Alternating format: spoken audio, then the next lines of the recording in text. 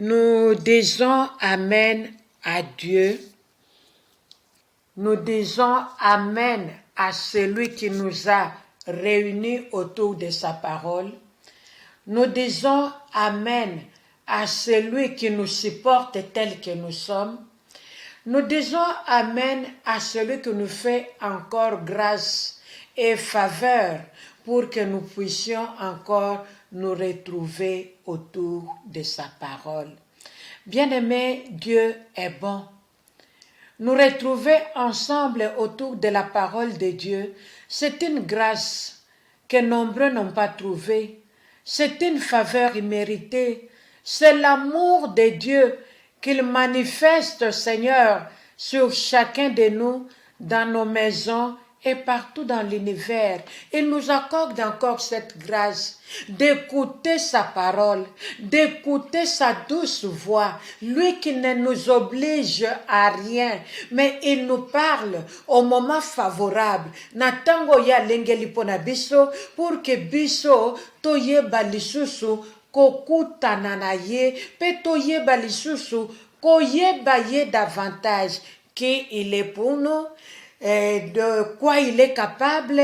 Alingi biso tosala nini, alingi toyeba nini, lolenge nini alingi totambolela, lolenge nini alingi tolobela, lolenge nini pe lolenge nini. Mais ya Nzambe na deux mots ezalaka toujours malamu.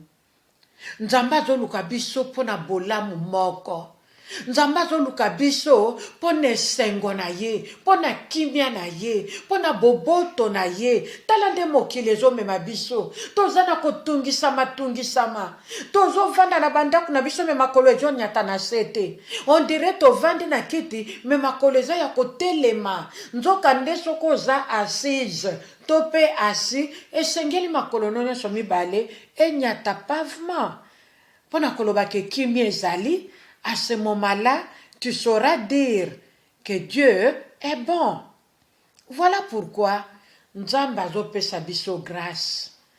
Il nous fait encore grâce. Il nous accorde encore sa faveur. Yako partager malobane ensemble, comme un seul peuple, comme un seul homme, avec une même pensée, avec une même soif. Yako yoka Nzambe, yako yeba Nzambe, yako kutana na Nzambe, avec un même désir. Alléluia. Dieu est bon. Mbote tosi topesanaki. Et nayebi que tout va bien par la grâce de Dieu. Moko na biso te akosala effort po azala malamu. Me Nzambe nde azosala biso bolamu. Moko na biso te akofuta un prix po yazala en bonne santé to pe bien portant. Me Nzambe asamema ba douleur na biso nyonso à la croix. Asamema ba malade na biso nyonso na Golgotha. Asamema ba problème na biso nyonso à la croix de Golgotha. Et il a fait de nos problèmes, de nos maladies, de nos difficultés, il a fait de nos questions, ses préoccupations. Lorsque nous lisons la parole, il est écrit ceci, qu'après avoir accompli la mission qu'il avait ici sur terre, la mission que son père lui avait donnée, une mission qui n'était pas du tout facile pour nous d'accepter. Mais Jésus-Christ est Dieu, aimant le monde. Jésus-Christ est Dieu, amour. Savait ce qu'il allait subir ici sur terre. Savait, connaissait bien ce qu'il allait rencontrer ici sur terre. Une mission difficile et compliquée que tout le monde ne pouvait pas accepter, que personne en dehors de Christ ne pouvait accepter. Mais Jésus-Christ, le roi de gloire, alléluia, l'amour de Dieu, Jésus-Christ a accepté de quitter le trône de son Père Il était descendu ici sur terre pour nous ramener dans le droit chemin qui est l'unique chemin qui amène au Père. Je disais qu'après avoir accompli cette grande mission, Jésus a regardé au ciel, il a dit au Père, Père, je remets mon âme entre tes mains. Après avoir tout accompli, il avait déjà pris tes douleurs, il avait pris mes douleurs, il avait pris tes problèmes, il avait pris mes problèmes, il avait pris nos difficultés. Oh, alléluia, il avait fait de toutes nos difficultés, de toutes nos doléances, ce problème à lui. Et à la fin de toutes choses, après avoir tout accompli, après nous avoir donné la victoire, les succès, la joie que le monde nous avait ravi, la paix que nous avions manqué l'autre fois, il a dit, Père, je remets mon âme entre tes mains. Voilà pourquoi nous devons aimer Jésus. Voilà pourquoi, maman, mon Christ, tu n'es pas n'importe qui. Oh mama, tala tine sengeli na yo linga yeso yo. Bolingwa nzambe ezali kolona nyoso. Je ne sais pas pourquoi je parle de ces choses. Et awa nazo kanzema moko ezo matana motema na ngai. Na koyemba ngo atane fiske 2 minutes avant tokota na mama likambo na biso oyo tolingi ko continuer na oyo tobandaki depuis le samedi passé. Alléluia. Jésus quitta le trône de son Père et descendit ici-bas sur la terre. Il accepta la crèche pour berceau, lui roi de rois, le Fils du Dieu très haut. Oh oui, c'est vrai. Je sais que c'est vrai, il est écrit, cela suffit, que Jésus m'aime au bonheur suprême. La Bible me le dit, oh oui, oh oui, oh oui, c'est vrai, je sais que c'est vrai. Il est écrit, cela suffit, que Jésus m'aime, mon bonheur suprême. La Bible me le dit. C'est vrai, bien-aimé. On a tout à l'heure, les âmes à sapoter, c'est vrai.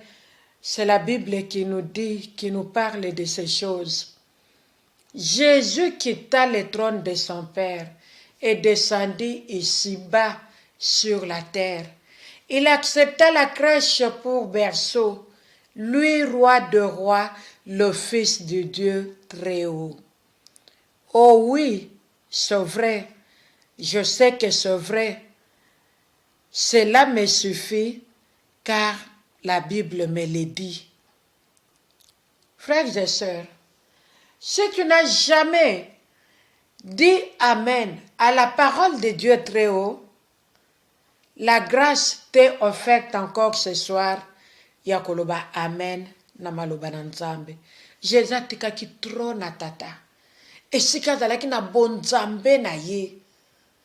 Esika zalaki na minyoko te, na pasi te. Esika zalaki kozwa masanzoli, adoration 24 heures sur 24. Maye na mokili oyo, esika Bible ezoyebisa biso na Esaïe 53. Kazalaki na eloko moko te ya kondimisa nango mutu kaza nzambe. Azalaki na eloko moko te na se na moyawa ya kondimisa nango mutu ke ye azali mwana na nzambe to pe aza nzambe. Nous comprenons cet amour-là. Maman, vivre vie ya bonzambe kati na yo, même à cause ya bolingo Yesu alingelaka yo nango. Ta yaka na sa moyo yo na nukutozaki na libuma mamo ya botaki yo te. Mamo ya botaka yo ayebaka kututeka kobota mwana na kombo ya Beatrice. ayeba kite kobota mwana na kombo Marie Rose, ayeba kite kobota mwana na kombo Charlotte, ayeba kite mama ayeba kite, mais Yesu ayeba kayo déjà. Quel amour! Nzambo ya malamu. Je ne sais pas pourquoi je parle de ces choses, mais Dieu seul sait. Que son esprit nous aide à accepter et à vivre l'amour de Dieu dans nos vies, dans nos maisons, dans nos mariages, dans nos familles biologiques, dans nos belles familles, dans la société, pourquoi pas dans le monde entier. Que son nom soit loué. Toi annonçaki déjà que toselisaki Mama likambo na biso otobandaki samedi passé te par la grâce de Dieu. Lelo toye lisusu pona ko continue yango et par la grâce de Dieu tokotia mokoloto na thème na biso oyo tozana ngo. Thème na biso ezanini peut-être yo landaki biso te la fois passée. Thème na biso tozolobela sur la naissance de l'enfant. Mbotama ya mwana. Mwana oyo tozolobela awa ezali mwana Yesu te. Mateya otoyaka nango à la Noël qui avait une naissance de Jésus ici sur terre. Na utuko yembango atana nzembo tout à l'heure. Ce n'est pas la naissance de Jésus. Mais tozolobe la naissance tombotama ya mwana nakati na libota, nakati na couple, nakati na ndako ya ndeko mwasi na ndeko mobali oyo babalana légalement devant Dieu et devant les hommes. Totalaki tope toyebaka oyo nzamba lobi en ce qui concerne l'enfant. Nzamba lobi na Psaume 127 verset 3 na zozongela lisu verset oyo tolobaki yango pe la fois passée parce que za na mutuya makasi. Nzamba lobi bana bazali mapamboli na version mususu. Na version mususu alobi bana bazali héritage ya Nzambe, c'est un héritage de l'Éternel. Le fruit des entrailles est une récompense. Na version mususu balobi les enfants sont des bénédictions de l'Éternel. Na version mususu na zongeli les enfants sont un héritage de l'Éternel. Le fruit des entrailles est une récompense. Ça veut dire que bana bazali mapamboli ko wute pai na Nzambe. Yangwana mama Kristo esengeli na ya yeba. Mama Kristo aza mwasi esengeli amona lolenge Nzambe azomonela makambo. Azali mwasi oyo esengeli na ye asala oyo Nzambe azali kozela ye asala. Après avoir koyamba bana kowuta na mosopo na ye, kowuta na libumu na ye, oyo tolobelaki en long et en large la semaine passée. Mama Kristo azali mwasi oyo tope moto oyo akoki ko se contenter kaka na kosuka ya kobota te. Mais Mama Kristo esengeli amona loin, esengeli akende mosika. Après avoir accouché, après avoir donné naissance, après avoir kopesa lokumu na yawe Nzambe, après avoir kosala cadeau na mobali na ye, fruit ya bolingo na bango, ye moko azwi mwana na boti, apesi na maboko ya mobali, qu'est-ce qu'il faudra encore ajouter de plus? Na première partie tolobaki la fois passée, tolobaki que ezali finalité ya likambo na mama Mokristo ezali kobota te. Non. Parce qu'après kobota ezana musala munene. Oye sengeli mama Mokristo asala pour que bana wana bazala couronne ya mama na bango awa na se na moi pe na lola epai ya Nzambe oyo atindaki to atiaki bana wana mapamboli na libumba mama mokristu pour que mama mokristu ayeba koconserve ayeba kobomba au moment favorable 9 mois plus tard mama oyo ayeba kopesa matondi epai na Nzambe.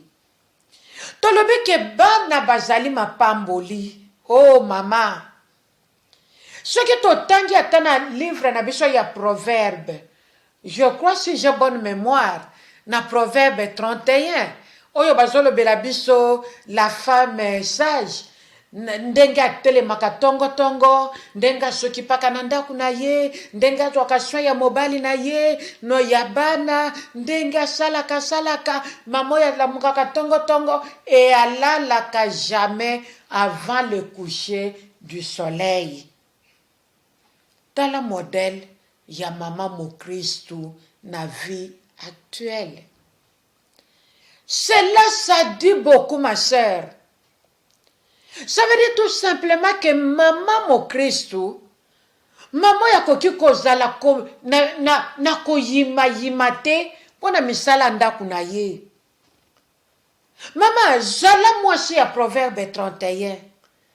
Mama zala na esengo na tango ozolamuka na tongo ozomona ke batravaux ménager etondeli yo wana.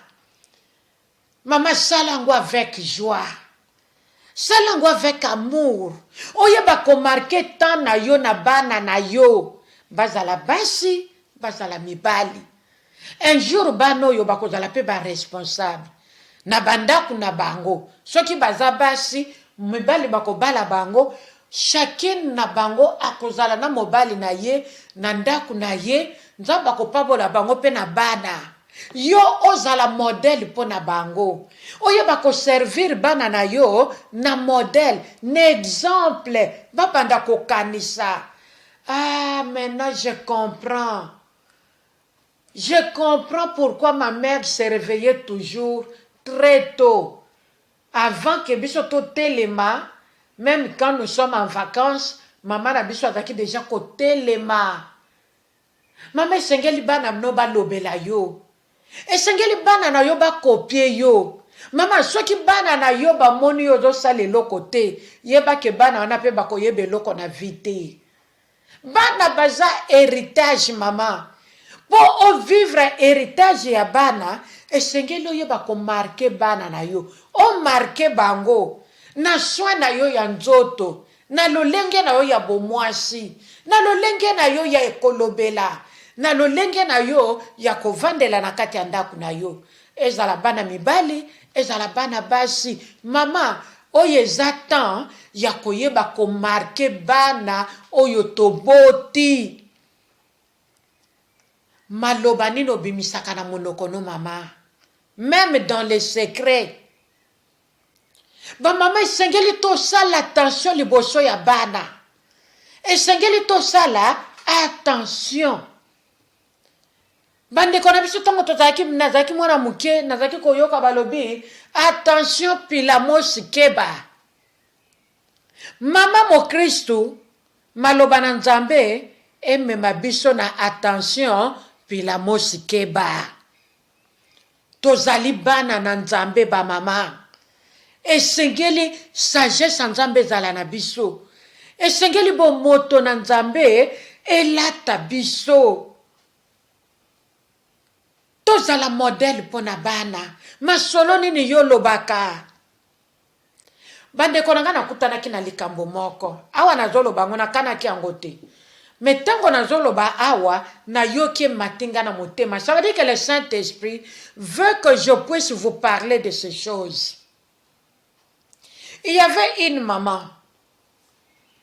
Une maman à son jeune âge akutanaki na mobali. Nakoloba ba fonction ya mobali na yete, nakoloba pe esika mama wana azate. Mais c'est un cas oyo nakutani nango na kati ya ministère. Mama wana akutani na mobali. Alors babalani et mobali wana baboti mwana na bango liboso, une fille. Leloyo, il y a 5 ans passés, la fille avait déjà 23 ans. Donc, lelo kokozala, une grande fille de 28 ans. Mais ce que je ne sais pas, naïebité à ça, bali, toi, à célibataire, parce que ça longtemps, dans Kutana Kinakawana. Bande korangai. Mama boti mwana ne wana ya mwasi na mobali. Eye kosala que papa oyo to mobali ya ndeko oyo mwasi, bango bale bazaki nono ba jeune, hein? Papa atikalaki ko bala en dehors ya mwasi ote, c'était sa première femme, pa balaki sa femme légitime. Papa yeko kende mutation. To yebi na tango papa zo sala, et salami ke batindi ye mutation quelque part. Ezalaka nanu keso batindi yo mutation, mobali ake nanu, akende kotala bisika ngo eza ndenge nini. Le temps azwa tandaku, le temps salaire ne banda kobima, esika batindi ye, et comme ça na sima, aya kozwa mwasi na mwana, amema bango kote ya zalaki. Ekende papa oyo, papa kende kokutana na liwa. Papa kufa kuna. Atika mwasi jeune na mwana na maboko. Alors, esika mama atikalaki, mama daye kofutela, nazalaki locataire quelque part. C'est quoi ça que esika mama daye kofutela, papa moko pa azalaki locataire, kaka na même parcelle, papa wana pe azalaki marié. Aboti pe na mwasi na ye mwana moko. Alors, tango mama wana pe ya papa wana aboti mwana moko, mama wana pe akufi. Et salemi ke likamboni e salemaki bande konanga tina zolo bango na zolo ka chair de poule. Mama wana mobali ne atikaki ye na bébé ya 3 mois. Papa wana pe oyo tango mwasi na akufi atiki ye na bébé na ye ya un bébé nouveau-né il y a quelques jours. Sikoyo bande konanga boyo kalikamba pasi ya modèle wana. Oyo mobali atiki ye na bébé il y a 3 mois. Oyo mobali mwasi atiki ye na bébé il y a quelques jours, même pas une semaine. Mwasi akufi. Papa lopango atali alobi te. Alobi me papa oyo na mwana na ye pa zana no elenge. Na moni te likamba boye nana koyuko sunga ye. Nde a sollicité mama na biso ya veuve. Oya daki déjà na mwana ya 3 mois. Aye bisete moye koki kozala te. Osunga papa oyo na bébé na ye. Na libota na ye mutako bokolela ye mwana oyo azate. Mwana oyo azana besoin ya lait maternel. Yango nde bebo ya zozanga nango. Ata ba pesi ye biberon. Mazana besoin ya lait maternel. Tu ne peux pas accepter. Yako zoabano lokola mapasa. Yo moko yeba koboko la bango. Anatanda mwana oyo akoma mukolo. Bande korangai. Mamo ya salaki likambo wana. Nazonga sima muke. Tango likambo ya salemaki, mama oya mwana ya 3 mois, mobali nena na kufa kite. Azalaki nanu wana. Ayaki kotika ye, mwana sa komaki na ba inane quelque. Ba solicite mobali na ye na papa kololo pango. Papa ye mobali ya ndeko na biso ya bebe ya 3 mois, aye koyebisa mwasi na lobi en tout cas to sunga ye. To sunga ye vraiment to zo bano yo ekozala bien. To zo bango mapasa to sunga ye bano bakola. Alors tango basali likambo yo na ndenge papa na ayaki ko kende mutation, atiki mwasi na ye na bana ne mibale wana. Alors oye sali lere sale mi bongo, mama atikali na bana zo bokola, mama papa ke mutation na ndenge papa ke kokufela kuna.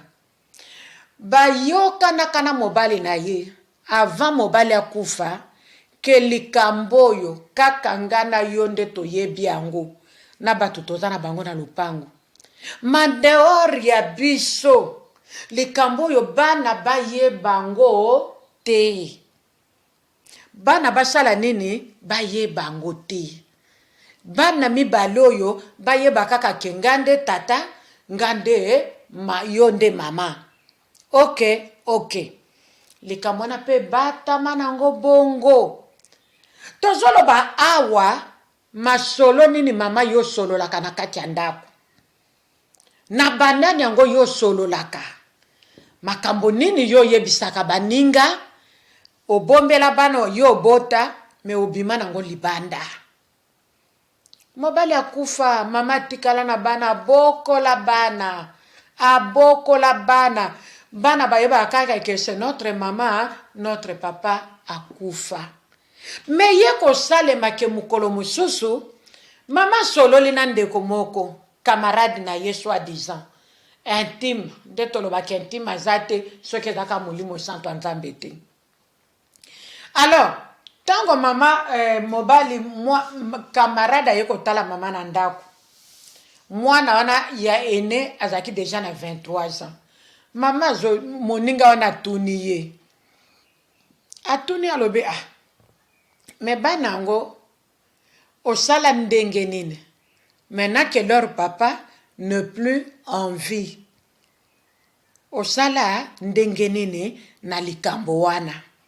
Pona koloba ke mama sa betaka lisole pa camarade ne wana. Mais les deux enfants, les deux intéressés, bazalaki sous-informés, bayebaki na bango eloko moko te. Mama wana sikoya alobi ote, bana nde baza wana, batikala koyeba eloko te, bazaka kandenge baza wana. Pe bakotikala koyeba yango te. Nzoka lene, oyo azalaki na 3 mois ya plus par rapport ya oyo badoptaki, lena yokaki lisolo. Esali ye pasi. Alobi lisolo nini yango, alobi kana motema, leki akendeki klase. Ye azalaki na ndako, na chambre. Mama idete ke kulutu ayoki makambo tozo solo na camarade. Mwana esali ye pasi tungisi ye.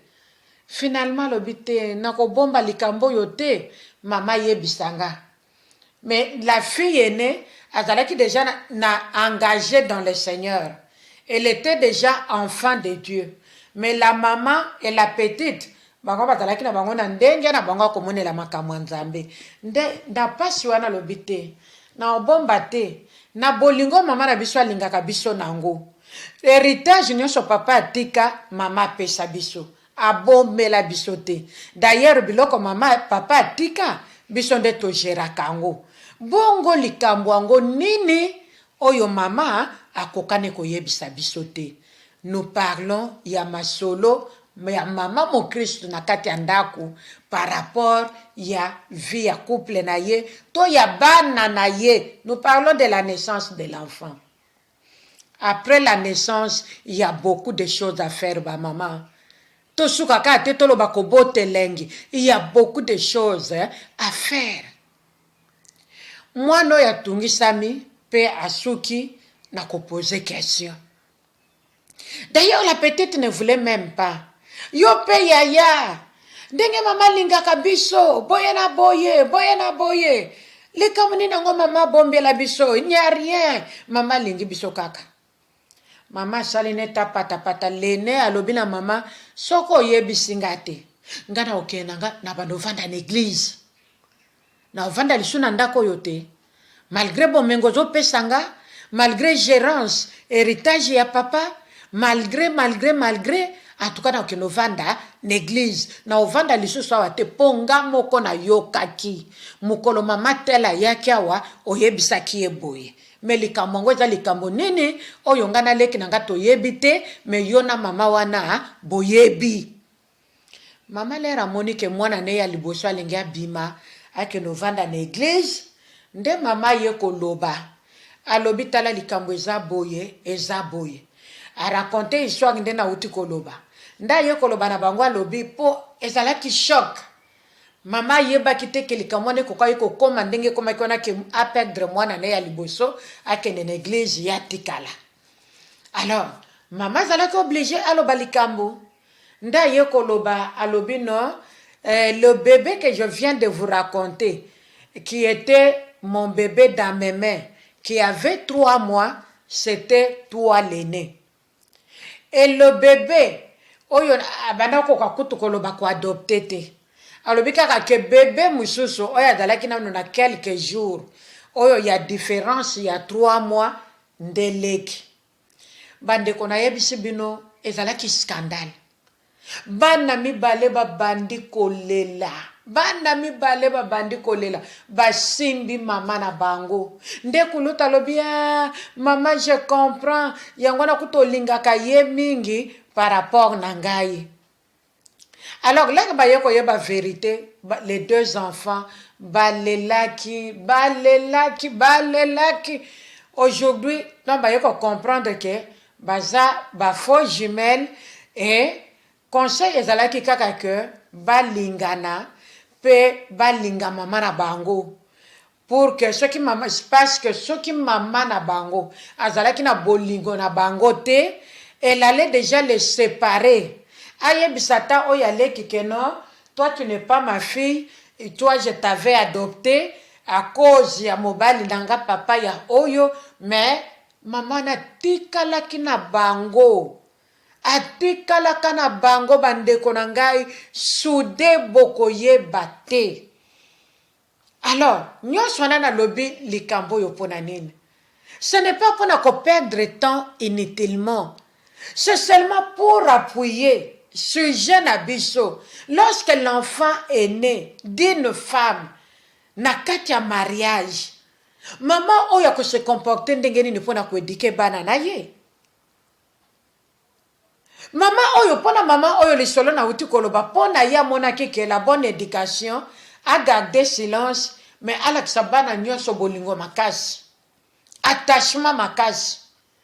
Elle ne pouvait pas s'imaginer qu'un jour le kambo ekobima ndenge bima ki boye yaya ayo kape yaya atelema pona koluka koyeba c'était quoi le problème au juste. Nzokande na tango tozana bonzambe na yebeke na sali nanga likambo malamu. Je ne condamne pas la maman, mais il y avait aussi une autre possibilité. Peut-être ndenge na lobaki leke na yoka ki likambo ango, je m'étais dit que sûrement que la femme a tikala ki fidèle na maloba ndenge ba yoka na mobali na ye. Que to boko la bano yo batikala koyeba likambo yo te. Pona koloba ke ba pesa ki kulutu 3 ans ya plus par rapport na leki. Nzoka nde bango mibale baza na même âge, différence ya 3 mois. Bandeko na ngai. Masolo nini yo solo la kana baninga. Makambo nini yo yebisaka baninga na yo. Posa na yo zalaka nini oyo yokenda koyebisa baninga ya balabala, baninga ya musala, ya quartier, na bana na yo oyo yobota na kati ya ndako. Mama esengeli tosala attention. Soki loboko na nzambe te likolo na mama oyo. Soki pe mama oyo loboko na nzambe wi pona kopesa mama oyo bolingo makasi. Pour que la petite a s'attaché na ye. C'est elle qui était beaucoup plus attachée à sa maman. Yaya lobi que tout ce que la petite demande, maman pesaka. Tout ce que la petite demande, maman salaka. Par rapport na ye aîné. Mais yazwa kango na ndenge ya mabete. Yazwa kango kana ndenge ya bien que non, c'est ma petite sœur. Ngana za kulutu, yangwana mama zo sale boye, poye, aza moins âgé que nga na 3 ans. Mais ma solo nini yoko yoko bimanango libanda en ce qui concerne tes enfants. En ce qui concerne le fruit de tes entrailles. Tolobi waki mama zana rôle munene ya ko jouer na vie ya bana. Mama, nazo beta sete na mama, parce que mission na biso eza ya ba mama. Et mission na biso evandisami na mwasi. Esengeli mwasi, azala, ayeba ko jouer, rôle na ye ya bo mama, na kati na ndaku na ye, vis-à-vis na bana na ye. Pona koyeba kopesa bana na ye une bonne éducation. La bonne éducation doit d'abord commencer dans la famille. Ndenge nalobaki que dans les ventres, dans les entrailles, avant la naissance de l'enfant, maman esengela banda déjà kopesa mwana éducation. Et quelle éducation? La bonne éducation qui est la parole de Dieu. Maman yalakisaki bana ne bolingo. Atikalaki fidèle na liwa ya mobali na ye, elle s'était dit, likambo yo ezali tcheleka. Nakataki na mobali nanga pa katelaki nga tcheleka, ke bano yo mibale, to boko la bango mapasa, de faux jumelles. Mais biso mibale na yo, to yebi vérité sur bango. Mais bango mibale, batikala koyeba likambo yo te, atabakoli. Mais dégâts eyaki kobima ndenge nini. Cette maman a failli diviser les deux filles. N'était été la main de Dieu, ces deux enfants allaient se séparer. Ce qui m'a quoi qui m'a était, surtout la petite, elle allait se dire, na keko luka mama nangai, na keko luka momo ya botanga, na keko luka famille ya maman, parce que sa maman était déjà morte. Atika qui est bébé il y a quelques jours. Elle allait se dire, na lukata ba camarade ya maman ya bokolinga, comme ça n'a retrouvé famille à maman nangai. Mais ce n'était pas le cas. Cet enfant est resté attaché à sa maman adoptive. Et ça grâce zangolu mwaso ya zwaki. Cette grâce n'est pas donnée à tout le monde. Maman ne te dit pas que les solons na lobina poko lelo. Tu peux aussi parler de tes enfants à n'importe qui. Ce qui les kambwe kweye, yo poko yeba ninga ko gagner bana na yo, denge mambo ya gagner kibango. C'est une grâce divine qui n'est pas donnée à tout le monde. Dieu nous demande à être sages. Nous devons exercer la sagesse de Dieu. Nous devons vivre comme Dieu. Dieu est là pour unir.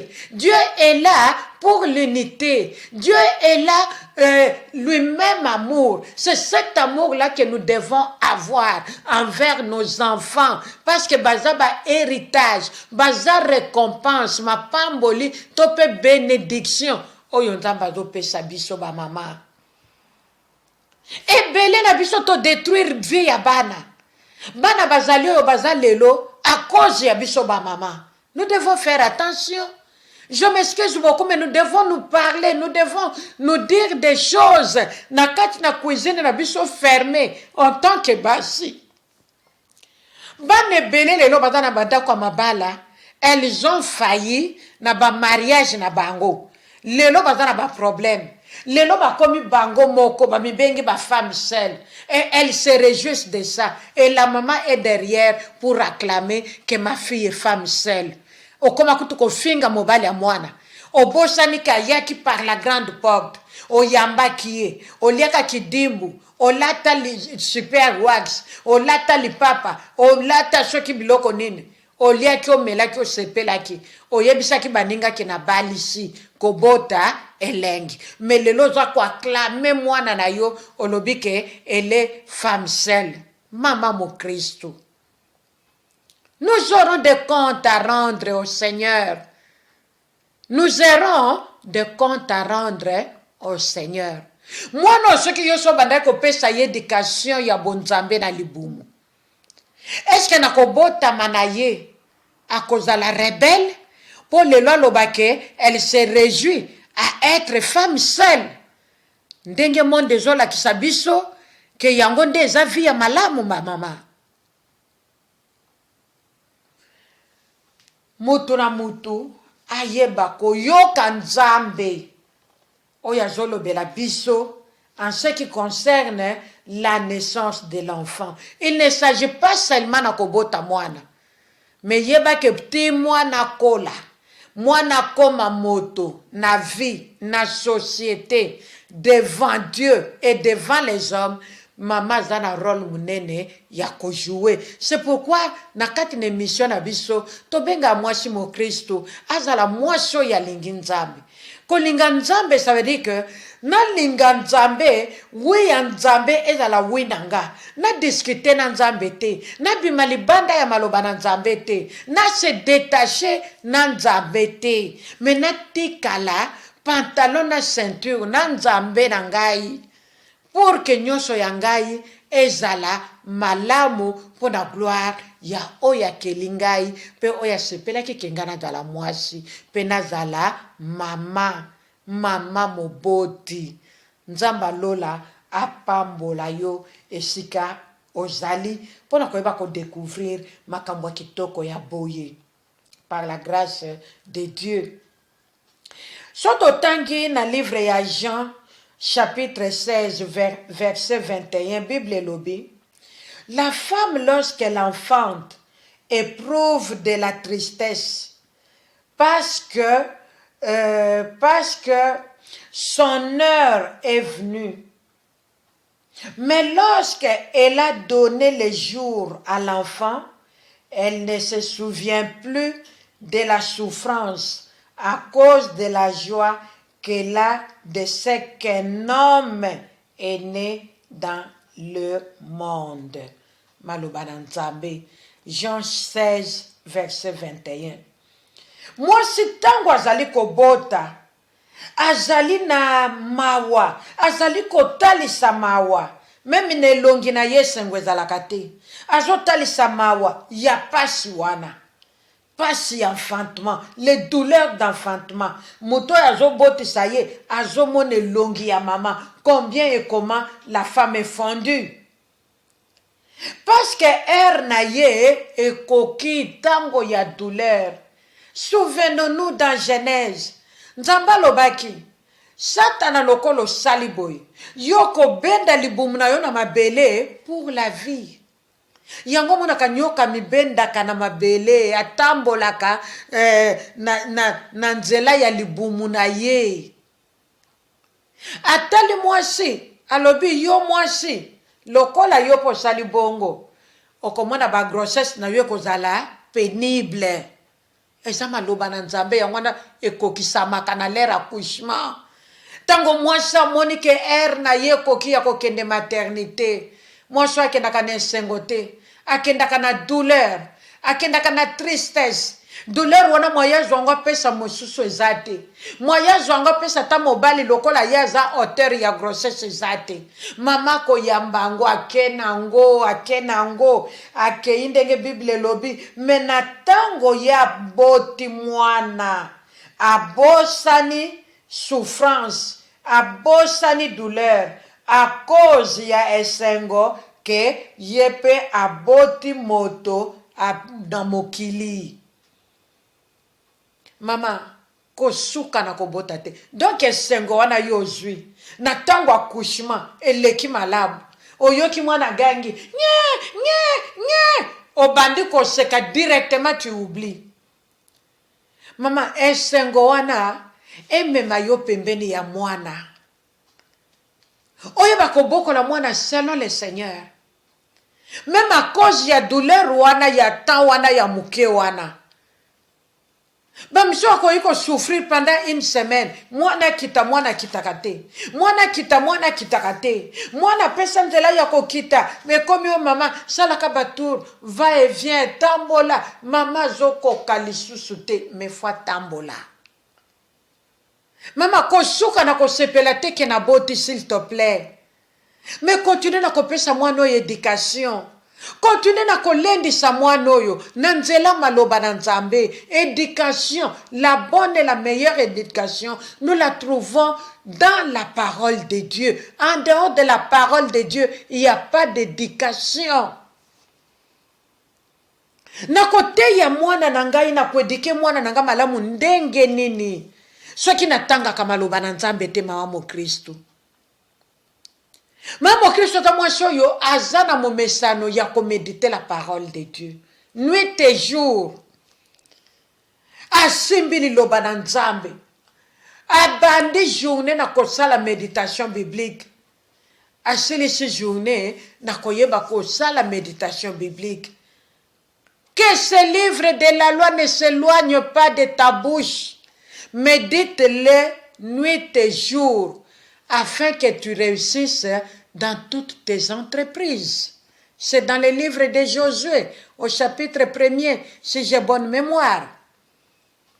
Que ce livre de la loi ne s'éloigne pas de ta bouche, dit le Seigneur notre Dieu à Maman Christ.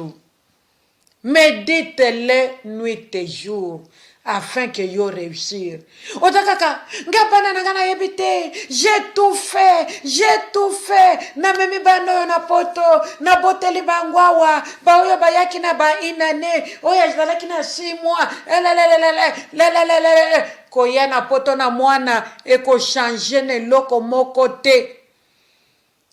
La bonne vie c'est dans la parole Maman Christ. Oye kosala kengana yoto za la maman chrétienne, c'est la parole de Dieu. So kinga moko na yebili loba na Nzambe te, na ko edike bana nanga ko landisama ne loko nini ma sœur. Yo oyo zana na bana mikie, mama nanga vandisa bana na yo na nzela lobiko yeza Yesu Kristo.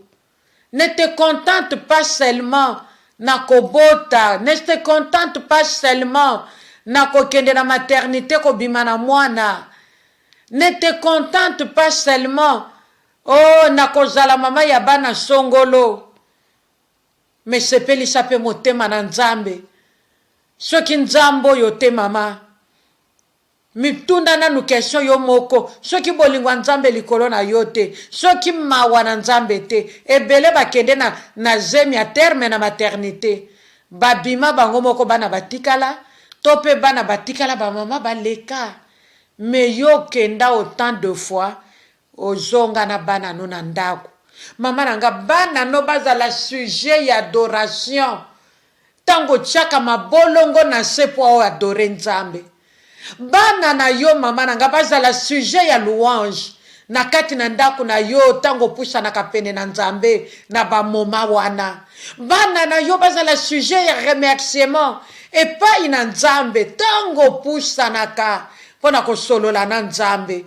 Mama bana na yo bazala sujet oh alléluia ya ko élever nango Nzambe ya ko yebisa nango batuke Nzambe aza bien nga yo bomoni bakatela kinga etumbu que je ne pouvais pas allaiter, je ne pouvais pas accoucher, je ne pouvais pas mais Nzamba bikamwa tango na lukiye na belela kinzamba ana lelo Nzamba mimonisi na kaki na bomo inangai. Ça sera la joie et le Seigneur se réjouira de te créer, de te garder en vie, de te connaître et de t'aimer.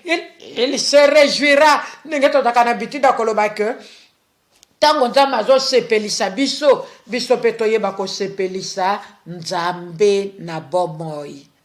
Ayeba pe ko betela biso lisusu tolo. Ayeba koloba ke akometa ki erreur te de t'avoir créé, de m'avoir créé, de nous avoir créé. La naissance de l'enfant.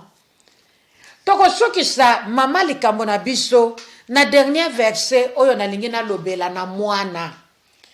Mwana oyo azana maboko ya mama to ya baboti. Oyo bazota lisenzela ya lobiko esengela se soumettre. Parce que nzela lobiko eza mibale misatu te. Eza université te. Eza doctorat te. Eza master te. Mais nzela ya lobiko ba titre nyonso wana ezozwa valeur soki Yesu azali maître ya temps pe ya circonstance na bomo ya kolo diplôme wana. C'est alors que diplôme wana kozwa valeur.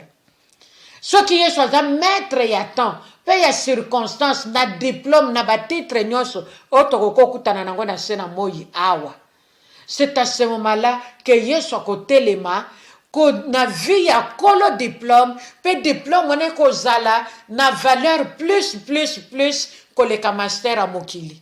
koleka doctorat ya mokili, koleka licence ya mokili, koleka je ne sais pas quel titre otokoki kokutana nango na se na moyi awa. Esaïe 45 verset 10 oyo nazotanga ngo pona bana. Mama mo Kristo pesa bana na yo verset oyo ba yeba ngo. Mama mo Kristo bana na yo ba yeba verset oyo. À partir de ce soir, à partir de maintenant, bakola nango pour me bango pe ba yeba ko communiquer ngo na bakoko na yo, na bakokolo, ainsi de suite, Mama mo Kristo, et ça sera une bénédiction. Alléluia. Que le bon Dieu soit loué. Esaïe 45, verset 10, c'est l'obi. Malheur à qui dit à son père, pourquoi m'as-tu engendré? Et à sa mère, pourquoi m'as-tu enfanté? Esengeli bana mamo Kristo ba yeba liloba oyo. Esaïe 45, verset 10, ba maman. Bible nzamba zoloba na Bible na ye na maloba na ye. Mawa na oyo akoyebisa tata na ye pona nini obota ngai, pona nini obimisa ngai, pe na mama na ye pona nini obota ngai. Ça dit toujours la même chose. Eza makambo tokomi ko vivre lelo na bandako na biso. Ce sont des choses que nous vivons actuellement dans nos maisons en tant que des couples chrétiens, en tant que des familles chrétiennes, mais nos enfants nous posent de telles questions. Pona nini obotanga? Pona nini yozalaka papa nanga? Est-ce que nga na senga ki obotanga? Pona nini yozaka mama na ngai? Ozo yebisanga makambo nyonso wana. Ko senga ngai, ko tala ngai. Pona nini? Est-ce que nga na yebisaki ozala papa nanga? Est-ce que nga na yebisaki yo ozala mama nanga? Nzamba lobi mawa. Na mwana oyo akopose papa na ye to mama na ye motuna oyo. Alors ba mama, totika bana na biso na kati na ba condamnation te, mais to me bana na biso na kati na mapamboli ba epana nzambo ya biso. Va mona loboko nzambe na ba vie na bango. Va vivre loboko nzambe, va vivre grâce à nzambe, va traverser le feu par la grâce divine. Oyo biso ba boti na bango tozui ya koyeba nzambe pour que va traverser de l'autre côté, comme Jésus avait l'habitude de le dire. Traversons de l'autre côté, allons de l'autre bord. Biso pena bana na biso to simba malame dans la main.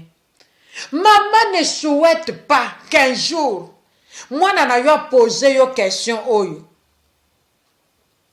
Mawa à qui dit à son père? Le bon Dieu s'adresse à l'enfant. Le bon Dieu s'adresse à nos enfants. Mama kebisa bana. Mokolo mokote. Mama benda bana matoi s'il te plaît. Kosuka kaka na kobota te kolobake na boti c'est bon, c'est la finalité des choses. Non. Tu y as un grand rôle à jouer. Mawana mwano ya kotuna papa na ye to mama na ye pourquoi yo botangai. Menzambe to bosana te ayebisi biso baboti que élevez vos enfants selon le Seigneur. Maman ne permet pas. Ponzamba bandi déjà référence ango verset ango na koloba malheur. Et quand la Bible nous parle de malheur, toyeba kezali likambo kosakana nango te. Nzamba da Père Noël te, pa kotika la kozalaka Père Noël te. Moto adana matoya koyoka, ayoka. Maloba na Nzambe bimaka pamba te. Yo ki ango. Mama sala attention. Lobana molimo santo asunga yo. Peut-être so koma na niveau bana baye biso biloko modèle wana. Ko permettre ango lisute. Vandi sabana yebi sabana. Tali sabana maloba na Nzambe. Bana baye bazala na kati ya crainte Nzambe. Pour que mokolo moko bango pe baye bisa batuke Nzambe ya mama na biso. Nzambe ya baboti na biso. Yenda sali ke biso to dala oyo to dalelo. Lokumu nkembo masanzoli ekozonga epai ya elombe Yesu. Voilà ba mama. Nzambe aza bien. Nalobaki kaza bien. Je crois que tu t'es retrouvé. Nzambe alobelaka biso parce qu'alingi koperdre biso te. Alingi pe biso tozala na kati na mabe te. Mais Nzambe azolobela biso. Malheur à qui dit à son père, pourquoi m'as-tu engendré? Et à sa mère, pourquoi m'as-tu enfanté? Mwana kokoma kolobela mama na ye to papa na ye maloba wana ekobanda ndenge nini? Ça veut dire que moboti oyo ayebisi mwana na ye te ce qu'il est pour son fils. À bon entendeur, salut. Mutodana mato ya koyoka, ayoka. Nzamba lola lobi, e mato nyonso yoki. Malobo esala biso bien na bandaku na biso.